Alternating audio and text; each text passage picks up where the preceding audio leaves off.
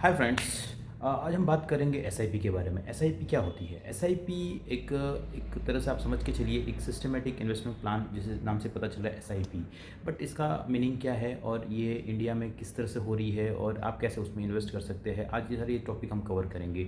सबसे पहले एक समझने की कोशिश कीजिए कि एसआईपी का मतलब होता है, एक मेथड है फॉर इन्वेस्टिंग, जिसके अंदर आप एक फ़िक्स अमाउंट होता है जो रेगुलर इंटरवल के पर आप अपना डिपॉजिट करते हैं। उसको हम as a mutual fund schemes बोलते हैं, जिसके अंदर हम मंथली कर सकते हैं, क्वार्टरली कर सकते हैं और एक लमसम अमाउंट भी कर सकते हैं। जिसके अंदर वो कहीं जो म्यूचुअल फंड्स के जो स्कीम्स होती है वो डिफरेंट डिफरेंट कैटेगरी की स्कीम्स होती है, जिसके अंदर आप अपना इन्वेस्टमेंट कर सकते हैं। सबसे पहले हम कोशिश करते हैं ये जानने की कि एसआईपी का की फीचर्स क्या है, क्या क्या इसमें अच्छा है। सबसे पहले हम देखेंगे कि ये एक रेगुलर और एक डिसिप्लिन इन्वेस्टिंग होती है, जिसके अंदर एक आप मंथली आप समझ के चलिए, जैसे जैसे आपका मंथ वाइज आप एसआईपी करते हैं और वो आपका एक सिस्टमेटिक आपका इन्वेस्टमेंट होता रहता है।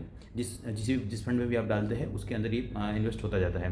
सेकंड, सबसे बड़ी चीज़ है कि एसआईपी आप अभी एक बहुत ही मिनिमम अमाउंट से भी कर सकते हैं। अभी बहुत ही 100 रुपये से भी चालू हो गई एसआईपी। जिस हिसाब से हम एसआईपी करते हैं उस हिसाब से आपका अमाउंट जो है मैटर नहीं करता। आपके पास अगर 100 रुपये है, 200 रुपये, 500 रुपये, जिस हिसाब से है आप अपने एसआईपी आप चालू करवा सकते हैं। सबसे पहले एक और चीज़ होती है कि ये एक जैसे आप एक एवरेजिंग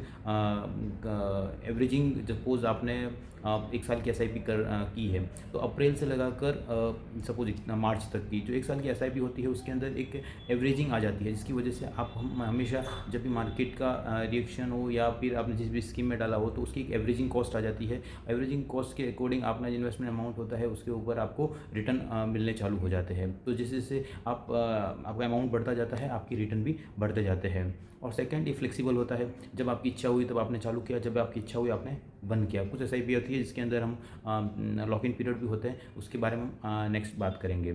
सेकंड, इंडिया में एसआईपी किस तरह से होती है? तो इंडिया के अंदर एसआईपी जो होती है वो सबसे पहले रेगुलर एसआईपी है, जिसके अंदर आप मंथली क्वार्टरली जैसे भी आपकी इन्वेस्टमेंट है उसमें आप कर सकते हैं। और फिक्स अमाउंट आप लमसम भी डाल सकते हैं। और एक एसआईपी है टॉप अप एसआईपी में क्या होता है, सपोज़ आपकी एसआईपी चल रही है 1000 रुपये की और आप उसको चाहते हो कि मैं एक टॉपअप कर लूँ। सपोज़ उसके ऊपर आप अपने एसआईपी में इंक्रीज़ कर लेते हैं। आप कभी भी आपकी सपोज लगा आपको मार्केट गिर रहा है, उस समय आप एसआईपी में आप अपना अमाउंट डाल सकते हैं। ठीक, थर्ड होता है flexible SIP. Flexible, you can change SIP amount as per your cash flow. Suppose आपका कैश, सपोज अभी आपकी इनकम 10,000 रुपये है बट आपकी इनकम 15,000 रुपये हो गई, तो आप एक फ्लेक्सिबल हो कि आप जब भी आप चाहो तो अपना अमाउंट को इंक्रीज कर सकते हैं। सेकंड होता है जो इंडिया के अंदर जो एसआईपी होती है वो डिफरेंट आपकी रिक्वायरमेंट के अकॉर्डिंग होती है। सपोज़ आप समझ के चलिए, जिस हिसाब से एसआईपी का मार्केट है उसके अंदर ये क्लियर है कि आप अपनी रिक्वायरमेंट के हिसाब से एसआईपी कर सकते हैं। आपके लिए सारे प्लान अवेलेबल रहते हैं। सपोज़ आप रिस्क नहीं लेना चाहते, ठीक है, तो आप एक डेब्ट फंड ले सकते हैं, जिसके अंदर आपका एक फिक्स रिटर्न होता है और एक आप अपने एसआईपी को डेब्ट फंड में डाल के अपना एक फिक्स रिटर्न कर सकते हैं। सेकंड होता है, सपोज आप इक्विटी मार्केट में करना चाहते हैं तो उसके लिए आपके पास में बहुत सारे फंड्स होते हैं, जैसे कि आप लार्ज कैप, मिड कैप और स्मॉल कैप फंड्स होते हैं, जिसके अंदर अगर आप लार्ज कैप में जाएंगे तो बड़ी बड़ी कंपनियों के अंदर आपकी एसआईपी हो जाती है, जिसके अंदर आपको एक लो रिस्क और लो रिटर्न मान के चलिए। बट जैसे मिड कैप है, स्मॉल कैप में उसमें जाते हैं तो आपके रिटर्न भी हाई होते हैं बट आपकी रिस्क भी उतनी ही होती है। थर्ड, इसमें बहुत सारे फंड ऐसे भी होते हैं जो आपके टैक्स सेविंग में भी काम आते हैं, जैसे ELSS equity link saving schemes होती है, जो कि आपके एज ए म्यूचुअल फंड होता है बट आप उसको एज ए ATC के अंदर रिबीट भी ले सकते हैं।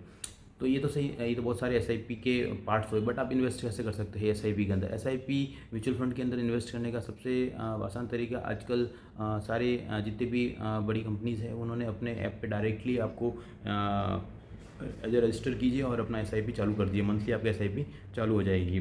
कोई किसी ऑफिस पे विजिट करने की ज़रूरत नहीं, आपकी केवाईसी होगी और वहाँ पे आप इन्वेस्टमेंट कर सकते हैं। अब इंडिया के अंदर आप मान के चलिए, जिस हिसाब से आपको एक इंडिया के अंदर हर महीने लगभग 26-27 हज़ार करोड़ रुपीज़ इन्वेस्ट हो रहे हैं एसआईपी के अंदर। डिफरेंट डिफरेंट कैटेगरी के अंदर एसआईपी में इन्वेस्ट होते हैं।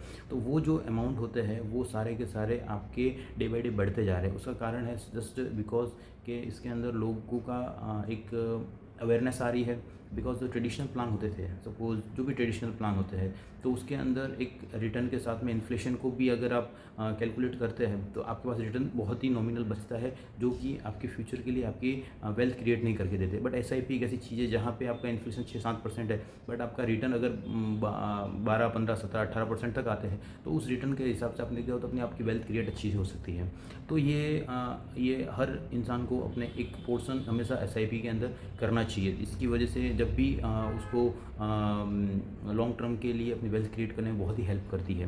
मैं कई ऐसे लोगों को जानता हूँ जो 20-20 साल से SIP कर रहे हैं। नेक्स्ट वीडियो हम बात करेंगे कि अगर कितनी SIP करें कि आपके टारगेट अचीव हो जाए। सपोज़ आपको मंथली SIP जितनी आपका टारगेट है कि मुझे 1 करोड़ रुपये बनाना है, तो 1 करोड़ रुपये के लिए कितना आपका SIP करनी चाहिए जिसकी वजह से आपका हो जाए। तो नेक्स्ट वीडियो में हम कवर करेंगे कि SIP की कैलकुलेशन के हिसाब से आपको कितना इन्वेस्ट करना चाहिए, कितना रिटर्न आना चाहिए, तो उसके आपको कितना आपका टारगेट अचीव होगा।